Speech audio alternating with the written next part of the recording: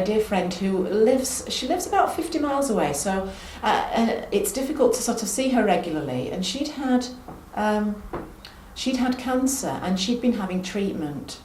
She'd had the chemotherapy, quite an intense series of treatment, and afterwards she'd had quite a lot of pain in her limbs, and although the hospital had given her intense, painkillers, she was very weak and she was feeling pain. And I spoke to her about this and about what I'd started doing. She'd known me for a long time, and so she trusted me, even though she's somebody who's quite rational and maybe a little bit healthily sceptical.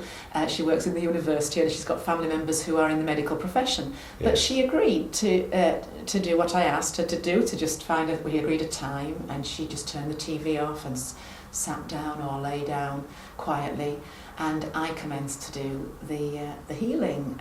The absent healing. The absent healing. Yes. And as soon as I began, I felt, all I was doing was thinking about her, having the intention for her to get well.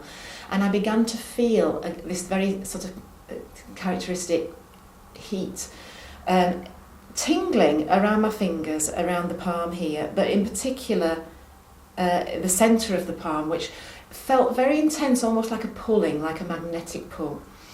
And so afterwards, she reported back that at that time she had noticed and felt some sensation in her legs, some twitching in her foot and in her knee. But more significantly, the following week, she reported that it was that the pain was so much less.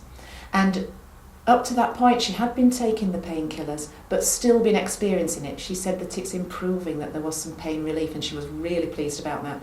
We agreed to have 3 sessions over a 3-week period, and she's reported back that she's walking much better, her limbs are free, she's just not in as much pain. So it was lovely, because I do feel that she was able to recognise that there was something extra, that the healing was adding alongside the drugs she was taking.